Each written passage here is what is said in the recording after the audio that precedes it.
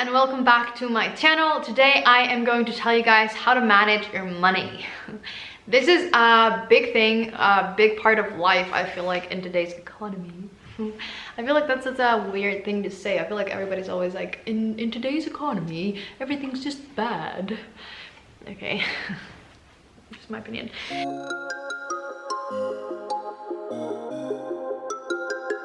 I'm gonna tell you guys some things that really worked for me. If you didn't know, I bought my first apartment when I was 18. It was definitely a lot for me. I was only 18, still a kid, obviously. My parents didn't go with me to any of the meetings or did any of the things with me. I had to call everywhere, attend to all the meetings, sign all the papers, blah blah blah blah blah, alone. And some of the words I didn't even understand. It was definitely hard, but it was worth it. I have an apartment now, and I just want to tell you guys my story and how I did it and how I managed to do it at such a young age. I am definitely not saying that you need to do it or you need to do it this way or get an apartment. Like, some people don't even think that's important and just want to rent for the rest of their lives. That's fine. I'm not judging anything or anybody. I'm just gonna share my personal story. If you guys are interested in taking some notes and do it as well, I don't know. Let's get into it. So the first thing that I want to talk about is you should not have 3 jobs at once. It sounds like a good idea. It sounds like you should, because then you'll get more money, but it's definitely not the way to go.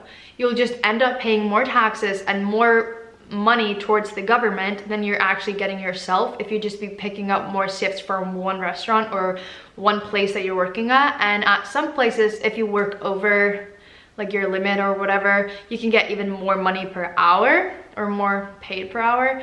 And that's definitely a 100% better way to go, rather than having 3 jobs at 3 different places and paying taxes 3 times and the government 3 times, and you know, like all that. It's just, that's a lot, and it's just not the best way to go about it, I'd say. Rather get a job where you can have more shifts. I also want to mention, before I get further into it, this is only my story, like I said before, and this all happened in Iceland with the Icelandic government and the Icelandic rules and laws and wada wada. So just so you know, check out how it is in your country before you like take everything that I say too literally. Make sure to check it out in your country and make sure that it's correct there, you know? So the next thing that I wanted to talk about, this is something that I literally swear upon. This works so freaking well.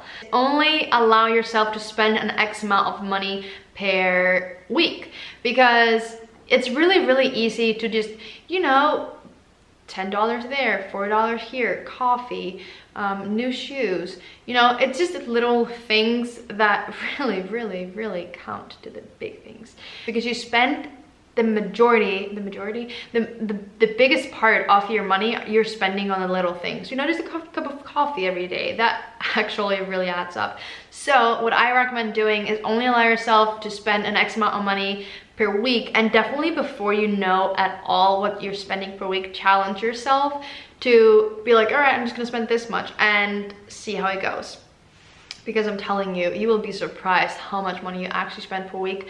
But what I did to make this a lot easier for me, at least, I went to an ATM and only take out that much per week, or like every Monday I'd go to an ATM, take out this amount, and then just use that throughout the week. And then with the little coins that I'd get, I just put in a jar, and then I'd save up for something big. Like traveling is mostly what I spend my little coin jars on, and it's amazing how fast it like comes together and how much it ends up being, because you don't think, because it's just little coins, you know, you don't think that you can buy anything with that. It's just somewhere in your car and under your dresser and in your whatever, you know. But actually, when you put it all together, it's a lot. So definitely try and do that. Challenge yourself to just spend less and less per week or per month, however you want to do it. Next thing that is really big, and that I think a lot of people have a tough time with, is that you always feel like you need to get the new things. You know, you have a phone, it's completely functional, but you're gonna get the upgrade just because it's better, you know, and it has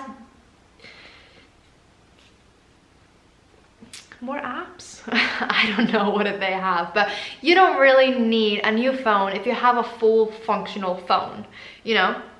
Obviously, this is just first world problems, but these are problems that you guys have, or not problems per se, but this is something that if you really want to save your money, you should stop right now, right today. Just quit it, you know, because it's not worth it. Because you don't need to be driving the coolest car, or have the coolest phone, or wear the, you know, the better watch. Because I've seen a lot of people today that have 2 watches. One is like a phone watch, even though you have your phone next to you, you still have it on your watch. And then you have just a normal watch because that's cooler looking. Why? Why do you need that? Because you have both, you know, you even have a clock on your phone. Well, I don't have any watches. Also because I don't really want to spend my money on it. Anyway, my point is, if you have that amount per week and then you see a watch or you see a new phone that you really, really want to get, and you think, all right, but is that thing worth not spending any money whatsoever for like 5 weeks? Maybe not, you know? Because you have a fully functional phone. I'm not saying that you definitely have a fully functional phone, not at all, but if you do, like a lot of people do, always want to get the biggest, newest, craziest thing. Don't spend your money on it if you can't afford it. And also, don't spend money that you don't have. Let's take a moment to let that sink in, because I've heard a lot of people use their credit cards for stuff.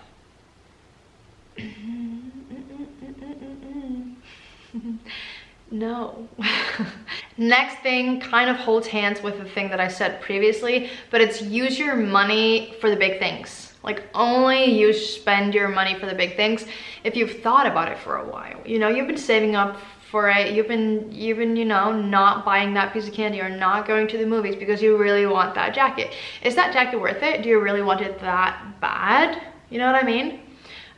Because you just want to use your money on the big things, and you want to use your money on the things that get higher in value over time. And also because you don't need the newest phone from Apple, you don't need the newest camera, you don't need all Levi's jeans, you know? You just get quality stuff and have it for a long period of time. There's so much marketing everywhere. You cannot live a day without seeing an advertisement somewhere, because they are gaining from that. You're not. You know what I mean? If you have a full working phone, you don't really need another one, do you? Like, what are you gonna do with your old phone? Are you just gonna throw it in the trash?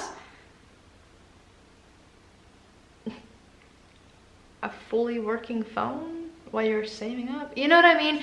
Like, and also because young people are especially about this, because they get a lot of money and they don't have to pay for any bills, they don't have to pay for their kids or their housing or their food or gas or whatever it is. They just don't have to, so they'll be like, all right, I'm gonna use all my money on this phone instead of putting some of it away.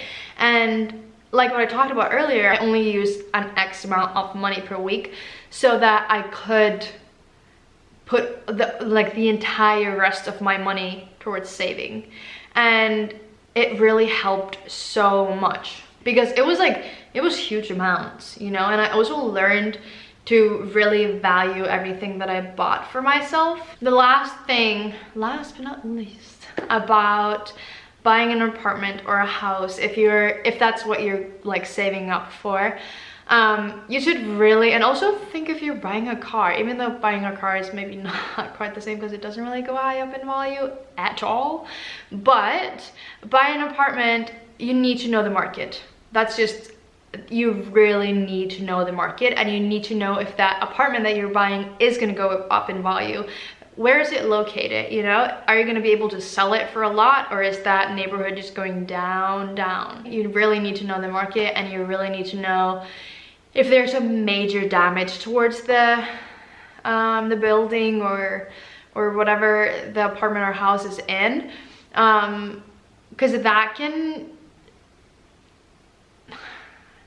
can be so expensive, and that's something that you really don't want, you know? And it's really excuse me, you can have a guy or girl, whatever, come to the place and look at it, and they like overview it, make sure that everything's fine, you know, all the windows, all the like ceiling stuff, because the ceiling or the roof of the house, that's definitely important, and the windows, because it's going to be expensive replacing that stuff.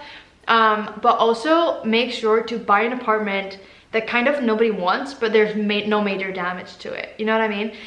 Like, buy an apartment and then maybe it doesn't look that great on the inside, but the housing is great. You know, you don't have to do anything to the housing, but the inside, it's gonna be a lot less expensive. You can do most of the work yourself, and then you can sell it for a lot more later, you know? The last thing, if you're still young, like I was 18, rent out your apartment. I know it can be tough. I know it can be hard finding renters and making sure they're good, they're not gonna damage anything and wada, but it's a lot per month that they're gonna be paying you, and it's a lot from your loans and your bills that you're not gonna have to pay for, and you can use all of your income for savings and saving to pay off the loan or pay off this and that, you know what I mean? So, because there's no rush. When you're 18 years old, there's no rush in moving from your home or moving away from your parents. There's not really a rush for doing that. At least there wasn't for me. Obviously, I don't know your guys' house situations, but if there isn't a rush and you don't necessarily need to, don't. Just, you know, rent it out for a while, and then you can move into it later, or you could sell it and buy something bigger, better, whatever. Anyways, that was my last tip for this video. I hope it helped. I hope you guys took something that you've never heard before. I don't really know. Make sure to check out this video's Instagram shout out. So it'll be right here. It's _Sichan_, I believe. Not sure, but think so. Maybe it's incorrect. Sorry. Anyway, and I hope I will see you guys in my next video. Bye, guys.